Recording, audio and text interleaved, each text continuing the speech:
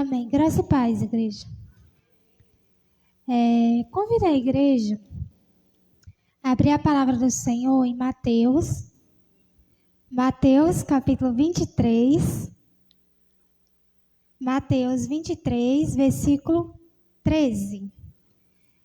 Como a Tiane falou no início do culto, nós temos sendo orientados pelo Espírito Santo de Deus a ter zelo e reverência em nosso culto. Mas o verdadeiro zelo e a verdadeira reverência só se iniciará quando ela já estiver plantada em nosso coração. Então, hoje o tema da nossa mensagem é: examinai-vos a vós mesmos se realmente estáis na fé. Então, Mateus 23, versículo 13. Amém? Diz o seguinte: ai de vós, escribas e fariseus, hipócritas, porque fechais o reino dos céus diante dos homens, pois vós não entrais nem deixais entrar os que estão entrando. Ai de vós, escribas e fariseus, hipócritas, porque devorais as casas das viúvas e para o justificar fazeis longas orações, por isso sofreis juízo muito mais severo. Ai de vós, escribas e fariseus, hipócritas, porque rodeais o mar e a terra para fazer um prosélito. E uma vez feito, o tornais filho do inferno, 2 vezes mais do que vós. Ai de vós, guias cegos, que dizeis: quem jurar pelo santuário, isso é nada. Mas se alguém jurar pelo ouro do santuário, fica obrigado pelo que jurou. Insensatos e cegos, pois qual é maior, o ouro ou o santuário que santifica o ouro? E dizeis: quem jurar pelo altar, isso é nada. Quem, porém, jurar pela oferta que está sobre o altar, fica obrigado pelo que jurou. Cegos, pois qual é maior, a oferta ou o altar que santifica a oferta? Portanto, quem jurar pelo altar, jura por ele e por tudo que sobre ele está. Quem jurar pelo santuário, jura por ele e por aquele que nele habita. E quem jurar pelo céu, jura pelo trono de Deus e por aquele que no trono está sentado. Ai de vós, escribas e fariseus, hipócritas, porque dais o dízimo da hortelã, do endro e do cominho, e tendes negligenciado os preceitos mais importantes da lei: a justiça, a misericórdia e a fé. Devieis, porém, fazer estas coisas sem omitir aquelas. Guias cegos, que coais o mosquito e engolis o camelo. Ai de vós, escribas e fariseus, hipócritas, porque limpai o exterior do copo e do prato, mas estes por dentro estão cheios de rapina e intemperança. Fariseu cego, limpa primeiro o interior do copo, para que também o seu exterior fique limpo. Ai de vós, escribas e fariseus hipócritas, porque sois semelhantes aos sepulcros caiados, que por fora se mostram belos, mas interiormente estão cheios de ossos, de mortos e de toda imundícia.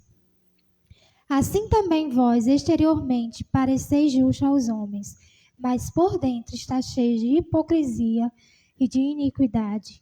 Ai de vós, escribas e fariseus, hipócritas, porque edificais os sepulcros dos profetas, adornai os túmulos dos justos, e dizeis: se tivéssemos vivido nos dias de nossos pais, não teríamos sido seus cúmplices no sangue dos profetas. Assim contra vós mesmos testificais que sois filhos dos que mataram os profetas. Enchei vós, pois, a medida de vossos pais. Serpentes, raça de víboras, como escapareis da condenação do inferno? Oremos ao Senhor. Senhor, nós estamos diante da Tua palavra, Deus. Que estejamos aqui com o coração aberto para ouvir o que o Teu Espírito Santo quer ministrar nessa tarde. Senhor, estou eu aqui como pecadora diante de Ti, para Te pedir Tua misericórdia, Tua compreensão, e que o Senhor possa ministrar através da minha vida, a vida ao Teu povo, Pai. Senhor, em nome de Jesus, que essa palavra não somente nos confronte, mas que ela gere mudança e verdadeiro arrependimento. Em nome de Jesus, amém. No capítulo 23 de Mateus, Jesus vem aqui denunciar sobre a forma de atuar dos escribas e fariseus. Hoje eu estou dos escribas e fariseus. Está cheia. Sobre a forma de atuar dos escribas e fariseus. Então, que eles não eram coerentes com seus discursos. Eles falavam uma coisa, mas praticavam outra. E no versículo 1 desse capítulo, Jesus fala o seguinte. O texto fala o seguinte: então falou Jesus às multidões e aos seus discípulos. Jesus aqui, ele não está falando aos fariseus. Jesus está falando àqueles que o seguiam e aos seus discípulos. Então, eu quero enfatizar isso aqui para que a gente entenda que a palavra é para nós que seguimos a Jesus. Não é para quem não veio, não é para o irmãozinho. É para mim e para você. Quando o pastor falou para eu ministrar a palavra hoje, na minha semana eu estava fazendo o devocional, e um dos devocionais que eu fiz falou tanto a minha vida, tanto que eu fiquei me pedindo misericórdia a Deus. Então eu pensei, eu vou ministrar essa palavra no domingo. Porque foi um devocional que eu não esqueci nem sequer de uma palavra. E eu quero que com essa mesma visão vocês entendam que a palavra é para cada um de nós. Para que o Espírito Santo possa transformar as nossas vidas. Então Jesus ele vai fazer aqui um alerta que muitas vezes nós, quando lemos a Bíblia, criticamos os escribas, criticamos os fariseus. Só que muitas vezes nós temos agido da mesma forma. Então Jesus vai nos apresentar 8 pontos pelos quais nós devemos examinar as nossas vidas. Assim, no verso 13, ele diz: ai de vós, escribas e fariseus hipócritas, por que fechais o reino dos céus diante dos homens? Pois vós não entrais, nem deixais entrar os que estão entrando.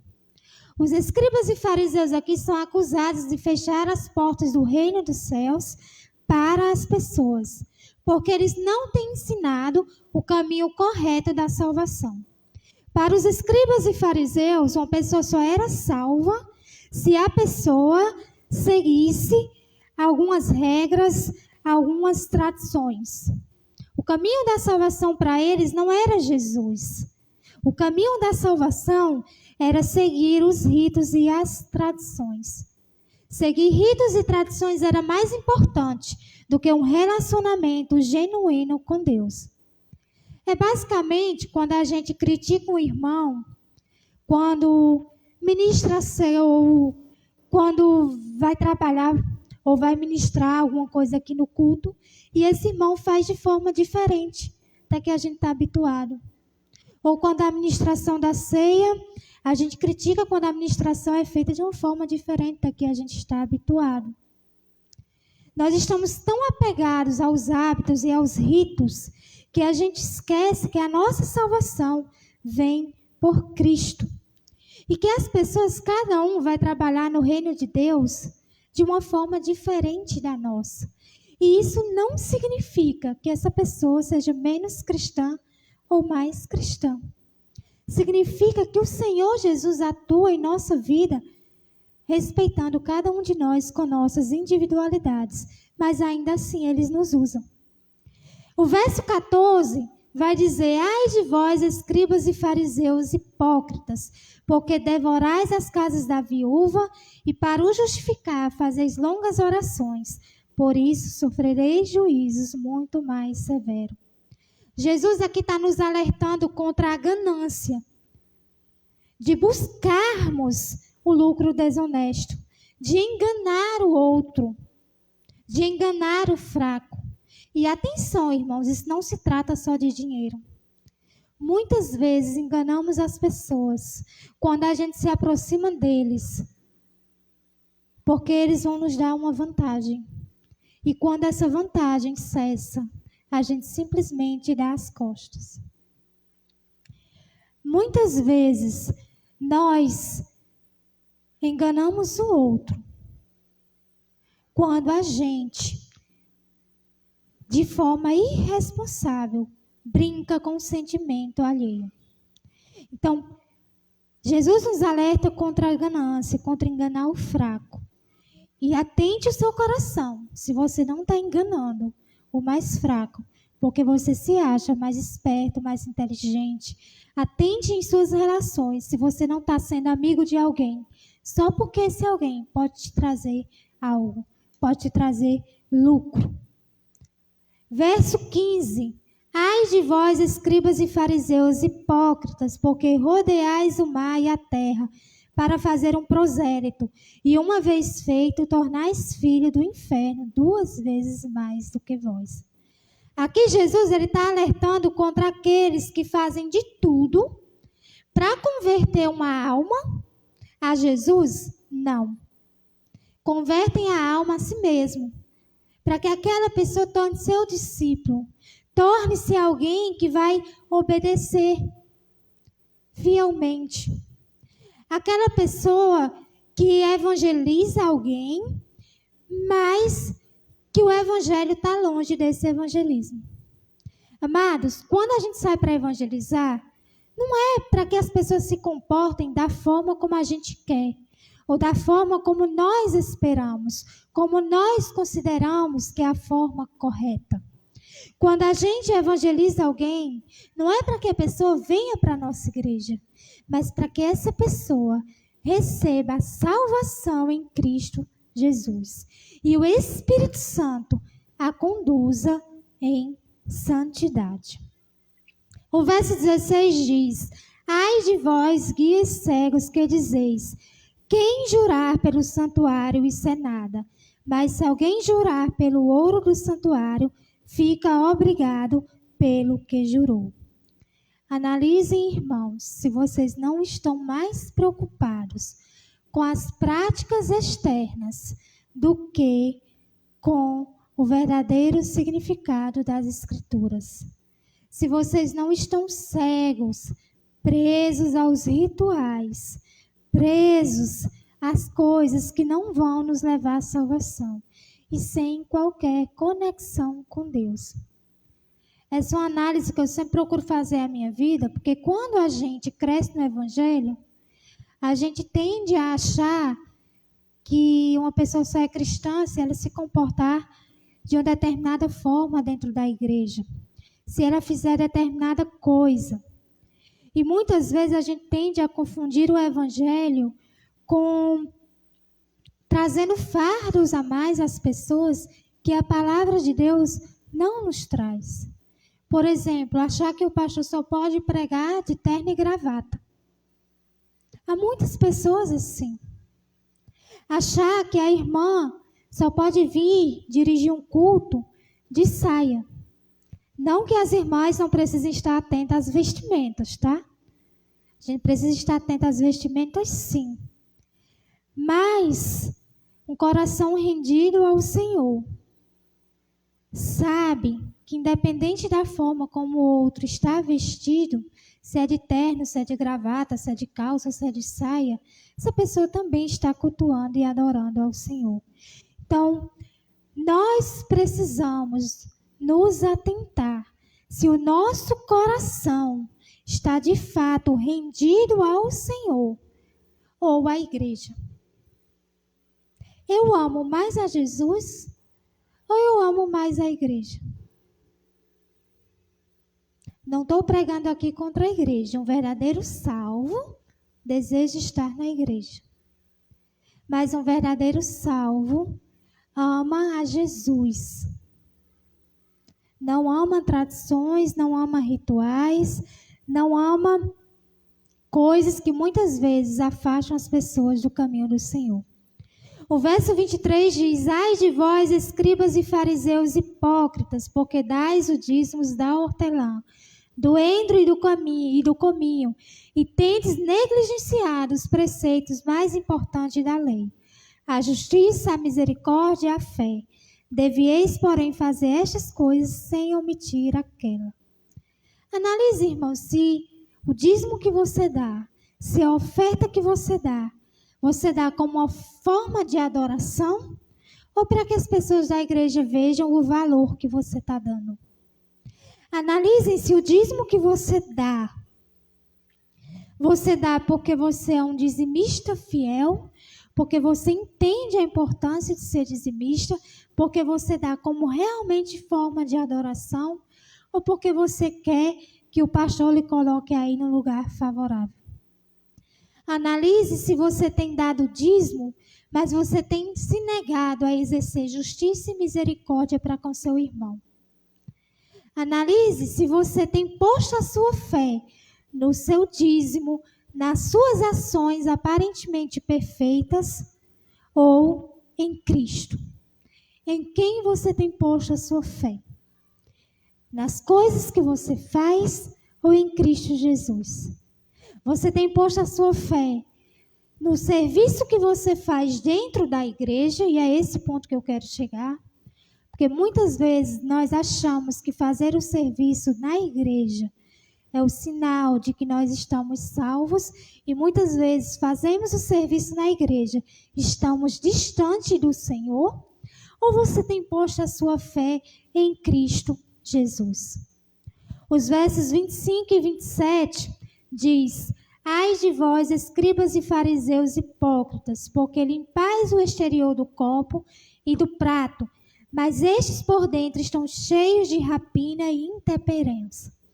Ai de vós, escribas e fariseus hipócritas, pois sois semelhantes aos sepulcros caiados, que por fora se mostram belos, mas interiormente estão cheios de ossos de mortos e de toda imundície. Jesus nos alerta aqui contra a aparência de santos, de perfeitos, quando na verdade nós estamos impuros e contaminados pela nossa carne, pelo nosso pecado. Analise quantos pecados você tem escondido, que ninguém sabe, que ninguém conhece. Analise nesse momento que você está pensando mal de alguém. Analise nesse momento que você está até chateado pela pregação. Analise quantas vezes você precisou ocultar coisas da sua vida que você sabe que eram pecaminosas, mas ainda assim você foi fazer a obra do Senhor e acusou e apontou o dedo para todo mundo. Mesmo quando você mesmo estava em pecado. Nós falávamos ontem na escola bíblica que o primeiro sinal do fariseu é aquele que aponta o dedo e o pecado de todo mundo, menos o seu mesmo.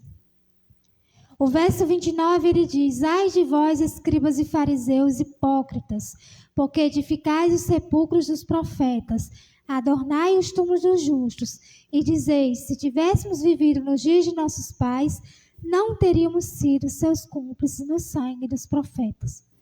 Vocês acham mesmo que se a gente estivesse ali, a gente não teria traído Jesus como Judas traiu? Vocês acham mesmo que se a gente estivesse lá, a gente não teria gritado para libertar Barrabás? Vocês acham mesmo que vocês não têm culpa da morte e crucificação de Cristo? Nós, no lugar deles, teríamos feito o mesmo. E Jesus, no verso 33, diz: serpentes, raças de víboras, como escapareis da condenação do inferno? Irmãos, eu quero que nesse momento você se imagine diante do juízo de Deus, ali com sua alma desprotegida, no grande dia, e Deus olhar para você e dizer: aparte-se, maldito, você praticou a iniquidade, você me rejeitou e eu o rejeito. Você amou a prostituição e afastou-se de mim. também o banirei para sempre e não terei misericórdia de você. Você imaginou você passar anos e anos dentro de uma igreja e você ainda ia ao inferno? Porque você não estava servindo a Jesus? Irmãos, quando eu tive essa visão, eu me ajoelhei e eu chorei. Eu disse, Senhor, tem misericórdia de mim. Tem de misericórdia da minha vida. Porque eu não quero estar enganando o meu coração, dizendo que eu sirvo a Jesus. E a aparência é perfeita. E não está com o meu coração rendido ao Senhor. Isso aconteceu com o rei da Babilônia, que oprimia as nações e se considerava superior. E Isaías 14, versículo 10, vai nos mostrar ali a visão desse rei sendo escarnecido pelo povo e pelos príncipes. E ele diz o seguinte: tu também, como nós, está fraco e és semelhante a nós.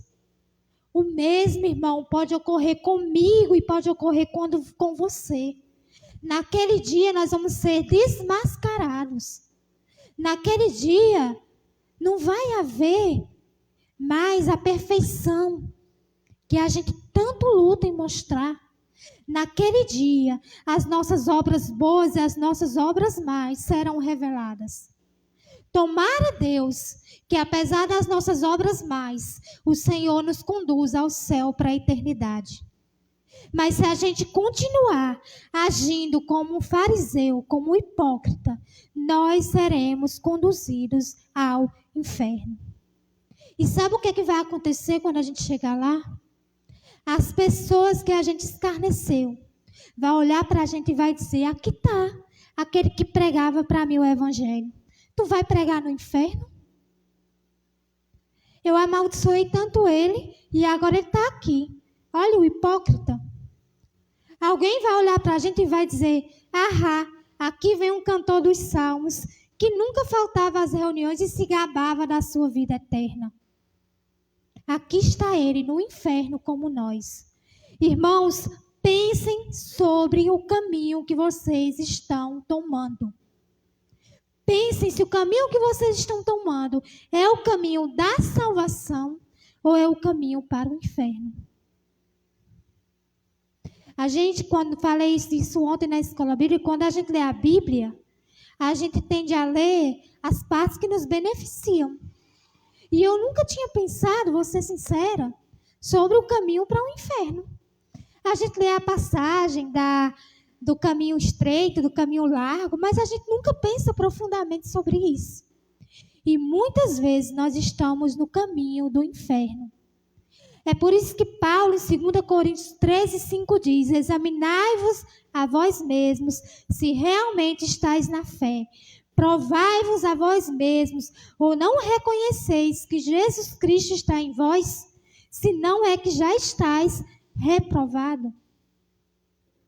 Considerem bem o caminho que vocês estão tomando. Certifiquem-se de estar em Cristo. Porque quando a gente investiga a nossa vida, quando a nossa vida está sob investigação, a gente tende a ser bondoso, a gente tende a ser misericordioso. Mas se a gente quiser tomar o caminho da salvação, a gente precisa ser justo e honesto com os caminhos que nós temos tomado, com as decisões que nós temos tomado, com aquilo que nós temos feito com a nossa vida. Nós precisamos ser misericordiosos e compassivos com o outro, mas conosco nós precisamos ser rigorosos. Mas a gente tem de ser rigoroso com o outro e ser compassivo com nós mesmos. O rigor precisa começar de nós. Amados, lembrem-se, se vocês não tiverem construído sobre a rocha, quando a casa ruir, a queda será grande. Que o Senhor, amados, possa ter misericórdia da minha vida e da vida de vocês. E que se ao analisar a vida de vocês, vocês encontraram qualquer coisa que vai te conduzir não para o caminho da salvação, mas para o caminho do inferno, arrependam-se. Voltem. Ontem eu falei na escola bíblica. Voltem à palavra. Leia a palavra estando em pecado. Leia a palavra estando cansado. Leia a palavra estando frustrado. Leia a palavra quando alguém te magoou. Leia a palavra quando você estiver feliz. Leia a palavra quando a vida estiver difícil. Volte à palavra do Senhor. Volte ao caminho da salvação. Para que naquele grande dia, apesar de que as nossas obras boas e ruins forem reveladas a todos, o Senhor olhe para nós e diga: tu verdadeiramente se arrependeu. Entra no meu descanso eterno. Para que nós não sejamos rejeitados pelo Senhor. Nem rejeitados. Porque o Senhor todos os dias nos dá a oportunidade de nos arrependermos, de nos convertermos, de nos mudarmos, de tratarmos o nosso eu, de tratarmos o nosso pecado, mas a gente insiste em caminhar a passos largos para o inferno. Nós temos insistido em caminhar a passos largos para o inferno. E o Senhor continua todos os dias nos dando oportunidade de mudar o nosso caminho e ir para o caminho que nos conduz à salvação. Então, naquele dia, o Senhor não vai nos rejeitar. Nós já o rejeitamos aqui, quando preferimos o caminho que nos conduz ao inferno. Que o Senhor nos dê sinceridade, constância, firmeza. E que em tempo algum, irmãos, não importando o quão difícil seja, não importando o que você vai precisar abrir mão, não importa o que aconteça, não se afaste do Senhor. E só para enfatizar, a pessoa que anda com o Senhor deseja estar na igreja. A pessoa que anda com o Senhor não abre mão da comunhão com os irmãos e do culto com o Senhor. Até porque esse é um princípio da palavra de Deus. Que em tempo algum a gente não esteja confortável do jeito que a gente está. Eu estou bem com Deus. Mentira. Eu estou muito bem. Preciso mudar nada não.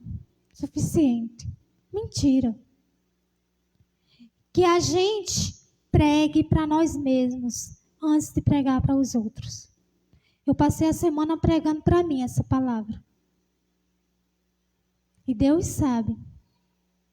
Antes de subir aqui, eu estava orando ali. E eu estava temendo. Porque Deus sabe do meu relacionamento com Ele. E eu sei que há muita coisa que eu preciso mudar. Para que naquele dia eu não seja conduzida ao inferno, ao invés do céu. Confronte-se com o verdadeiro evangelho. Não passe a mão na sua cabeça, não. Que na eternidade nós possamos nos reunir juntos. E que nossas obras boas e mais sejam reveladas. Mas que também seja revelado um coração rendido ao Senhor. Que também seja revelado um coração que se converteu e que permitiu que o Espírito Santo te santificasse, te moldasse, trabalhasse e tirasse as práticas mundanas da sua vida. Nesse momento, eu convido você a orar e eu convido você a analisar a sua vida. Próximo domingo temos ceia. E o pastor na ceia sempre lê o versículo: examine-se, pois, a si mesmo. Só que muitas vezes a gente nem analisa. A gente tem medo do que o irmão vai achar porque a gente não ceiou. Mas a gente não tem medo do Senhor. Que nessa noite você analise a sua vida. Analise o seu coração. Peça misericórdia a Deus e volte ao caminho da salvação. e volte ao caminho das Escrituras. Volte ao caminho da palavra do Senhor.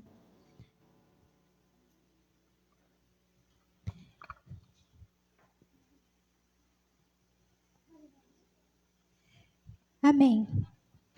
Que a gente olhe o nosso coração e que a gente anseie estar diante do Senhor. Se tu olhares, Senhor, pra dentro de mim, Senhor, nada temos de bom em nosso coração, Pai. Nada de bom temos, Senhor, guardado aqui. Ô Senhor, transforma-nos, ó Pai. Transforma o nosso coração, ó Pai. Que nós possamos sair, ó Deus, do nosso caminho pecaminoso. Que o Senhor nos perdoe. Que o Senhor tenha misericórdia de nós, Senhor. E que o nosso coração seja transformado pelo Santo Espírito de Deus. Dá-me um coração igual ao teu, meu mestre. Dá-me um coração igual ao teu, coração disposto a obedecer. Ó Senhor, que o nosso coração tenha a disposição em obedecer a Tua palavra, em obedecer os Teus ensinamentos, em obedecer aquilo que o Senhor nos ensina. Se tu olhares, Senhor, Tem de misericórdia de nós, ó Pai.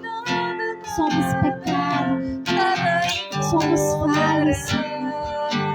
Nada temos de bom a Te oferecer.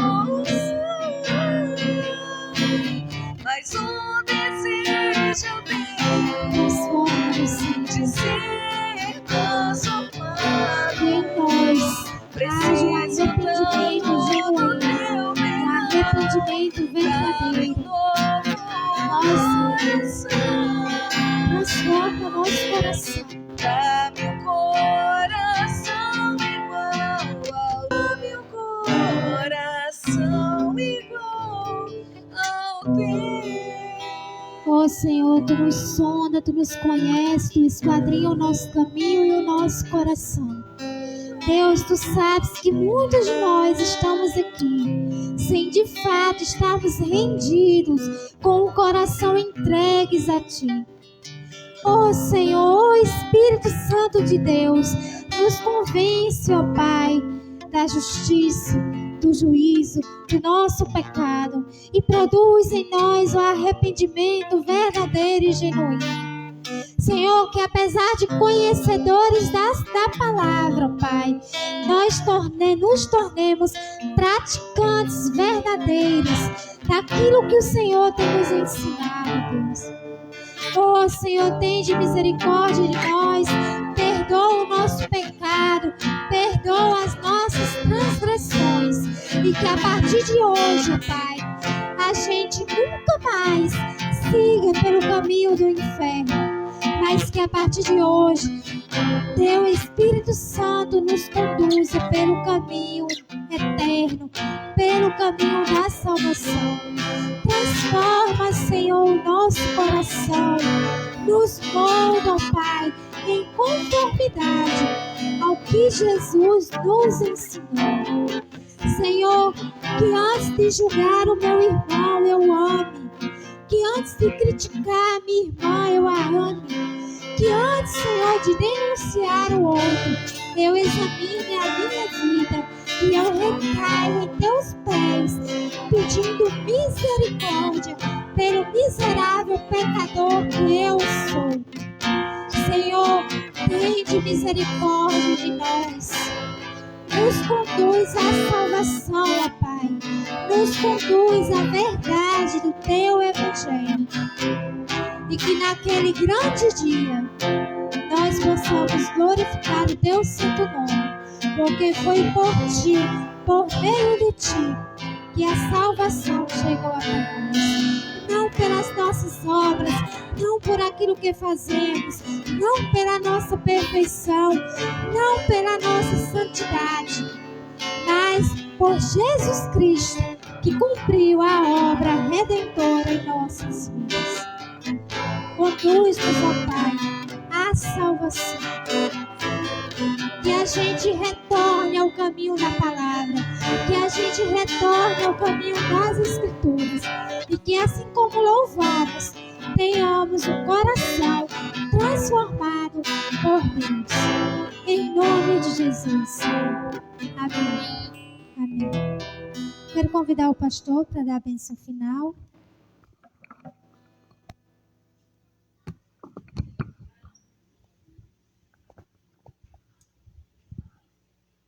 Amém. Glória a Deus, né? Palavra profunda. Agora, cabe-nos a nós colocar ela em prática, né? Quando nós fazemos uma análise das nossas ações, das nossas atitudes, só assim nós podemos nos corrigir, né? Corrigir os nossos caminhos. Então, que você possa desejar ter esse coração transformado, de fazer essa autoanálise, né? Antes de apontar o erro do outro, você examine a si mesmo, compreendendo a vontade de Deus na tua vida. Eu vou fazer a oração da bênção final e depois eu recomendo que você faça uma oração silenciosa no seu lugar. Antes de você se despedir do seu irmão, antes de sair, você faça uma oração silenciosa sua, pessoal, de confissão de pecados, de arrependimento, de gratidão, mas eu peço que você faça, antes de sair, essa oração. Amém? Vamos lá. Pai, nós te agradecemos por esta palavra. Ó Deus, continua abençoando a vida da nossa seminarista, Senhor Deus. Muito obrigado porque falou aos nossos corações, porque nós precisamos todos os dias, Pai, nos arrepender dos nossos pecados, reconhecer que somos pecadores e reconhecer, Pai, que a graça nós só encontramos em Ti. O perdão nós só encontramos em Ti, meu Deus. Não permita que nós ficamos carregados, ó Pai, com as nossas culpas, com os nossos medos, ou então até mesmo com o nosso comodismo com o pecado. Que nós não nos acostumemos com os pecados, mas que nós nos arrependamos todos os dias, Pai. Por isso nós pedimos, Pai, que a graça do Senhor Jesus Cristo, o amor de Deus e a comunhão do Espírito Santo estejam com todos vocês. A igreja diz: amém. Deus abençoe.